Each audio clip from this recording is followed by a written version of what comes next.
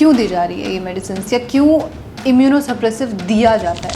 ये सारे side effects just because कि जो इम्यूनोसप्रेशन दिए जा रहे हैं उनकी वजह से हो रहा है। एब्सोल्युटली। इट इज़ इम्पॉसिबल कि इम्यूनोसप्रेसिव्स को बंद कर दिया जाए बाद में, ट्रांसप्लांट के बाद। मतलब ऐसा मेरे नज़र में तो कोई केस है नहीं जहाँ पे ऐसा हुआ हो, क्योंकि ठीक है, किन बातों का ध्यान रखना चाहिए एक ट्रांसप्लांट होने के बाद एक पेशेंट्स को? उनकी किडनी जो लगाई गई है, क्या वो सर्वाइव कर पाएंगे आखिर तक?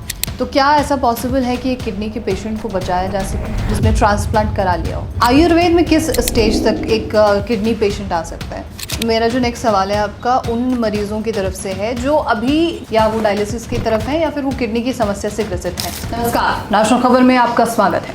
किडनी ट्रांसप्लांट एक नया जीवन देने वाली बात होती है, या यूं कहें कि एक नए जीवन की शुरुआत होने वाली बात हम अक्सर डॉक्टर्स के और मरीजों के ज़ुबान से मुंह से सुनते हैं। लेकिन इस चीज़ को मेंटेन रखने के लिए कि जो किडनी ट्रांसप्लांट हुई है, जो नई किडनी है, वो आपके शरीर द्वारा अस्वीकार ना की जाए, इसके लिए इम्यूनिटी सप्रेसिव ड्रग्स दिए जाते हैं।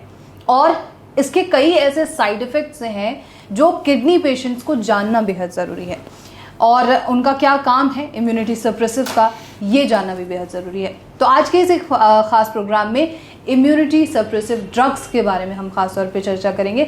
ड्रग्स एक शब्द है जो दवाइयों के लिए उपयोग किया जाता है, और चलिए इसे शुरू करते हैं। और अभी हम कर्मा आयुर्वेदा में मौजूद हैं और हमारे गेस्ट हमारे साथ मौजूद हैं doctor Puneet. Welcome sir. Thank you. और इम्यूनिटी सप्रेसिव के बारे में जब हम बात करते हैं तो किडनी मरीजों के ऊपर ये क्या असर करता है? देखो, इम्यूनोसप्रेसेंट दवाइयाँ दी जाती हैं किडनी के मरीज़ में ट्रांसप्लांट होने के पश्चात, क्योंकि किडनी के जो मरीज़ होते हैं उनमें एक ट्रांसप्लांटेड किडनी बाहर से लगाई गई। अब वो ट्रांसप्लांटेड किडनी शरीर का हिस्सा नहीं है। अब वो ट्रांसप्लांटेड किडनी रिजेक्ट ना हो, इसीलिए इम्यूनिटी को कम करने की औषधि दी जाती है, इम्यूनिटी को कम करने की दवाइयाँ दी जाती हैं। अब उन दवाइयों के बहुत सारे साइड इफ़ेक्ट होते हैं, पर्टिकुलरली हर एक ऑर्गन सिस्टम पे साइड इफ़ेक्ट है इन दवाइयों के। सबसे पहला और महत्वपूर्ण साइड इफ़ेक्ट है कि इससे इन्फेक्शन का खतरा बढ़ जाता है और साथ में कैंसर का रिस्क भी बढ़ जाता है। इन्फेक्शन बैक्टीरियल भी हो सकता है, वायरल भी हो सकता है जैसे CMV, फंगल भी हो सकता है, और अपॉर्चुनिस्टिक इन्फेक्शन भी हो सकता है। मतलब किसी भी प्रकार का इन्फेक्शन जिसको मौका मिला वो अंदर चला गया, घुस गया। दूसरा, कैंसर के होने की संभावना जो है वो बढ़ जाती है पोस्ट ट्रांसप्लांट इम्यूनोसप्रेसेंट की वजह से, क्योंकि इम्यूनिटी कम हो जाती है, डिमिनिश्ड इम्यूनिटी होती है, जिस वजह से कैंसर्स, पर्टिकुलरली स्किन कैंसर्स और लिम्फोमास, ये पोस्ट ट्रांसप्लांटेड केसेस में ज़्यादा देखने को मिलते हैं इम्यूनोसप्रेसेंट के कारण। इसके साथ साथ प्रज्ञा एक और महत्वपूर्ण इफेक्ट आता है जो हमारे पूरे शरीर को हिला देता है, वो मेटाबॉलिक एंड कार्डियोवास्कुलर, यानी कि दिल से रिलेटेड साइड की ऑर्गन सिस्टम पे साइड इफेक्ट्स और मेटाबॉलिज्म पे साइड इफेक्ट। हाइपर टेंशन हो जाती है मरीजों में, BP बढ़ जाता है, कोलेस्ट्रॉल बढ़ जाता है, हाइपर लिपिडीमिया के चांसेस रहते हैं, वेट गेन बड़ा कॉमन रहता है ऐसे मरीजों में, वजन बढ़ने लग जाता है। बिकॉज इसके अंदर क्या है कि हमारे स्टीरॉइड्स चलते हैं जो इम्यूनिटी को कम करने के लिए दी जाते हैं। NODAT यानी कि new onset diabetes after transplant. लगभग 20 से 40% मरीजों में जिनको डायबिटीज़ नहीं होती, NODAT के तहत उनको भी डायबिटीज़ हो जाती है ट्रांसप्लांट के बाद। ये एक और खतरा निरंतर बना रहता है पोस्ट ट्रांसप्लांट। कार्डियोवास्कुलर यानी कि हार्ट से रिलेटेड साइड इफ़ेक्ट्स बहुत ज़्यादा रहते हैं, क्योंकि मेटाबॉलिज्म डिस्टर्ब हो गया, क्योंकि वेट बढ़ गया। अब हार्ट से रिलेटेड इश्यूज जो हैं वो काफ़ी ज़्यादा देखने को मिलते हैं। इसके साथ प्रज्ञा और साइड इफ़ेक्ट्स भी बहुत सारे रहते हैं।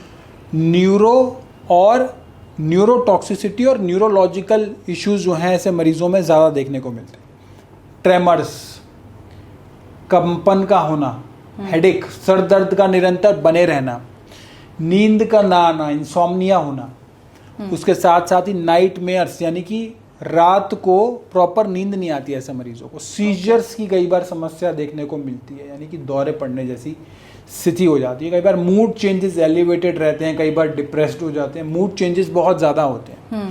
स्पेशली ये टेक्रोलिमस के साथ लिंक्ड है मूड चेंजेस जो देखने को मिलते हैं। ये टेक्रोलिमस वही है जो इम्यूनिटी को कम करने के लिए ट्रांसप्लांट के बाद दी जा रही है। माइंड जो है ना, बहुत से मरीज कहते हैं कि फॉगी सा हो गया। एक मरीज मेरे पास आया था, वो कहता है कि कुछ याद सा नहीं रहता, जो हुआ उसको या तो मैं भूल गया या मुझे धुंधला सा याद आ रहा है, और मुझे ना अजीब अजीब से सपने आते हैं, मरीज ऐसा कहते हैं। तो जब उसकी डिटेल देखी तो वो टेक्रोलिमस ले रहा था, उसकी वजह से ये चीज़ें देखने को मिलती हैं। इसके साथ साथ अगर हम और डिटेल में जाके बात करें तो नेफ्रोटॉक्सिसिटी होती है। अब आप कहोगे नेफ्रोटॉक्सिसिटी क्या होता है? इनहेबिटर्स होते हैं, जैसे साइक्लोस्पोरिन है और टेक्रोलिमस है। ये जो दो दवाइयाँ बहुत से मरीजों में पोस्ट ट्रांसप्लांट दी जाती हैं, ये डायरेक्टली किडनी को नुकसान देती हैं। ये वासो कॉन्स्ट्रिक्शन करती हैं, वासो डायलेशन, वासो कॉन्स्ट्रिक्शन, यानी कि जो हमारी जो वेसल्स है जिनमें ब्लड फ्लो करता है उनको सिकोड़ती हैं। क्रोनिक फाइब्रोसिस पैदा करती हैं ऑर्गन्स में, ग्रेजुअली हार्डनेस पैदा करती हैं। रिड्यूस्ड जीएफआर के लिए भी ये रिस्पॉन्सिबल है for a longer period of time अगर इन्हें लिया जाए तो। टेक्रोलिमस तो किडनी के डायरेक्ट जो फंक्शन है उसके साथ जो है वो उसको नुकसान पहुंचाती है, डायरेक्टली प्रोपोर्शनल भी कहा गया है उसको। इस तरह के साइड इफेक्ट्स भी देखने को मिलते हैं। ये सारे साइड इफेक्ट्स जस्ट बिकॉज कि जो इम्यूनो सप्रेशन दिए जा रहे हैं उनकी वजह से हो रहा है। एब्सोल्युटली। ये मेरा जो नेक्स्ट सवाल है आपका उन मरीजों की तरफ से है जो अभी किडनी ट्रांसप्लांट की तरफ आगे बढ़ सकते हैं, वो या वो डायलिसिस की तरफ है या फिर वो किडनी की समस्या से ग्रसित हैं। क्यों दी जा रही है ये मेडिसिन, या क्यों इम्यूनो सप्रेसिव दिया जाता है? कोई भी बीमारी अगर ठीक होगी तो वो हमारी इम्यूनिटी से ही तो ठीक होगी। किडनी अगर ठीक होगा तो वो इम्यूनिटी से ठीक हो सकता है, तो इम्यूनिटी सप्रेसिव क्यों दिया जाए उस केस में? बहुत अच्छा आपने प्रश्न पूछा प्रज्ञा कि इम्यूनिटी को कम करने की आवश्यकता क्या है। मैंने आपको सबसे पहले बताया, दोबारा समझाता हूँ क्योंकि मुझे लग रहा है जैसे आपको क्लियर नहीं है तो हमारे दर्शकों को भी क्लियर नहीं होगा, क्योंकि मैं तो उनको सुन नहीं पा रहा लेकिन मैं बोल पा रहा हूँ। तो क्लैरिटी यहाँ पे ये चाहिए कि इम्यूनोसप्रेसेंट क्यों देना ज़रूरी है मरीजों में।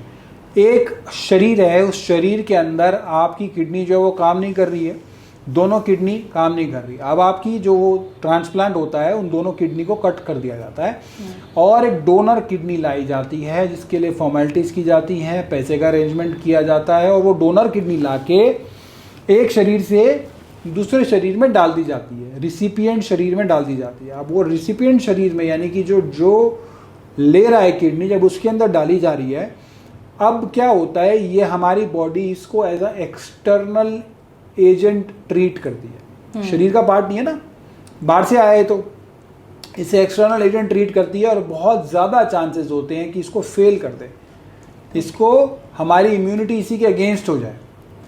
अब ऐसा ना डेवलपमेंट हो कि हमारी अपनी इम्यूनिटी इस किडनी को रिजेक्ट कर दे, हमारी अपनी इम्यूनिटी ही इसके अगेंस्ट वर्क करने लग जाए, इसे फॉरेन एजेंट मान ले, इसे एक्सटर्नल एजेंट मान ले। इसीलिए इम्यूनिटी को कम किया जाता है, इम्यूनो सप्रेसेंट दिया जाता है, साइक्लोस्पोरिन्स का, टेक्रोलिमस का यहाँ यूज़ किया जाता है।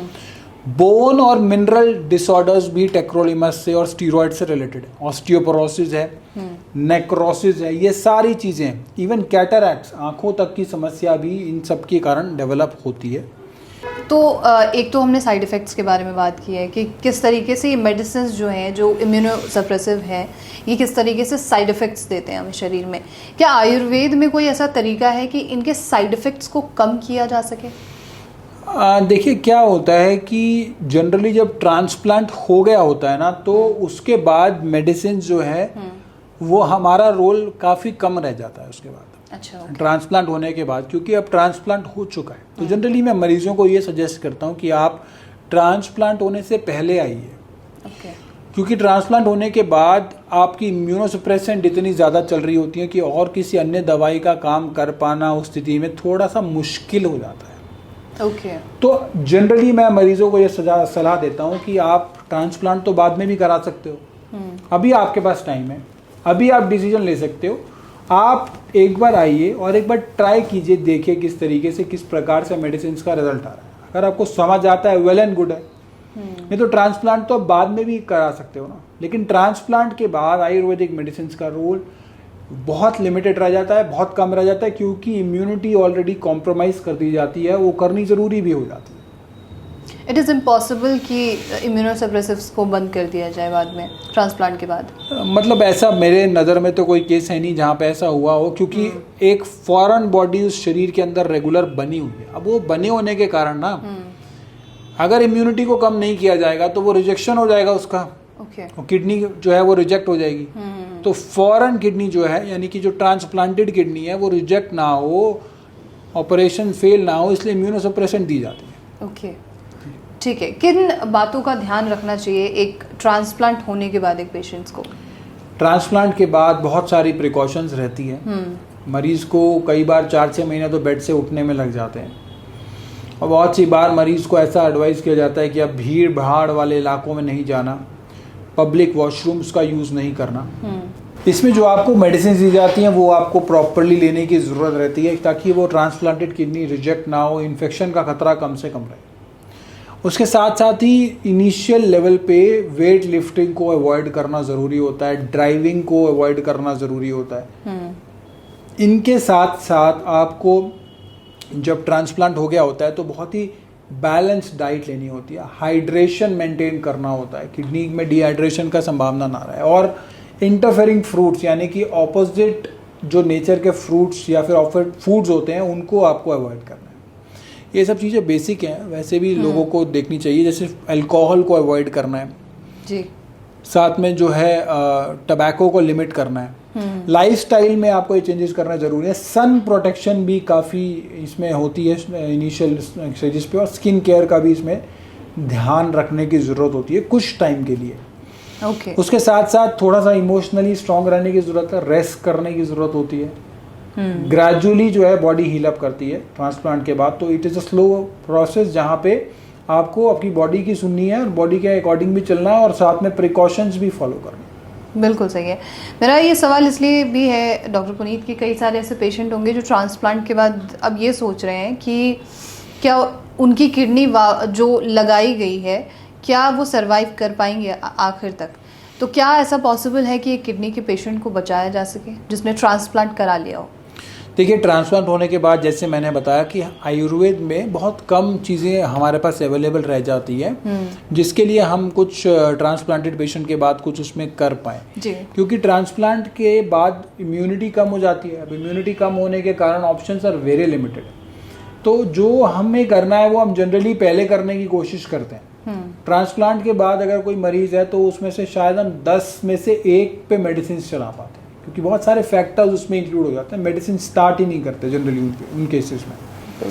तो ये देखने वाली बात है कि ट्रांसप्लांट आप कभी भी करा सकते हो, जल्दी में कुछ नहीं करना। 4-6 महीने का आपको टाइम होना चाहिए, आपके पास एक सर्टेन अमाउंट ऑफ मनी होनी चाहिए, 10 से 30 लाख। गवर्नमेंट की फॉर्मेलिटीज़ आपको करनी होती है, डोनर किडनी का अरेंजमेंट होना चाहिए, वो आप बाद में भी करा सकते हो। लेकिन अगर मेडिसिन से GFR इम्प्रूव हो जाए, आपकी अपनी किडनी काम करने लग जाए, तो मुझे लगता है इससे अच्छी स्थिति कुछ नहीं है। आयुर्वेद में किस स्टेज तक एक किडनी पेशेंट आ सकता है, आके ट्रीट हो सकता है? ट्रांसप्लांट की स्टेज को छोड़ के, ट्रांसप्लांट के पश्चात यानी कि ट्रांसप्लांट के बाद की स्टेज को छोड़ के, अब वो चाहे उसका क्रेटिनिन 1 है, 2 है, 3 है, तो यानी कि उसका डायलिसिस भी नहीं चल रहा, उसका किडनी का फंक्शन जो है 50 से 75% तक काम नहीं कर रहा, ऐसी स्टेजेस में अच्छे रिजल्ट्स आते हैं। जिनका 6, 7, 8 क्रेटिनिन है उनके अंदर थोड़ा समय ज़्यादा लग सकता है, प्रिकॉशन ज़्यादा हो सकती हैं, उनके अंदर भी अच्छे रिजल्ट देखने को मिलते हैं। साइमल्टेनियसली जिनका डायलिसिस चल रहा है तो डायलिसिस को कम किया जा सकता है। 5वीं स्टेज है, 5th स्टेज है CKD की, ऑन डायलिसिस पेशेंट है, तो उनके केसेस में डायलिसिस को रिड्यूस करना संभव है। 3 बार के बजाय 2 बार, 2 बार के बजाय 1 बार, 1 बार के बजाय उसे ग्रेजुअली बंद किया जा सकता है। 10 दिन में 1 बार, 15 दिन में 1 बार, इस प्रकार उसे रिड्यूस करना संभव है।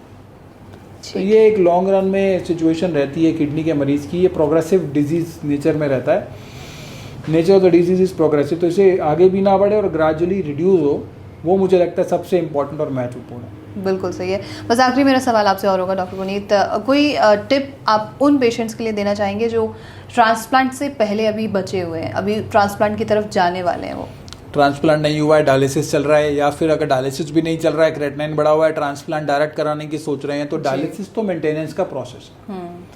बॉडी को मेंटेन कर लिया, ठीक है, बॉडी आपकी मेंटेन हो गई, लॉन्ग रन में डायलिसिस कराने की जरूरत नहीं पड़ेगी। लेकिन ट्रांसप्लांट के बाद ऑप्शंस लिमिटेड लाए, ट्रांसप्लांट के बाद जो चीज़ें हैं वो दूसरे एंगल पे आ जाती हैं। तो ये देखना ज़रूरी है कि डायलिसिस की ज़रूरत है तो उसे आप मेंटेन कर सकते हो बॉडी को, लेकिन ट्रांसप्लांट कराने से पहले उसके प्लस माइनस सारे एक पेज पे लिख के आप डिसीजन ले, तो आप अच्छा डिसीजन ले पाएंगे। बिल्कुल सही है। बहुत बहुत धन्यवाद आपका doctor Puneet, thank you so much sir.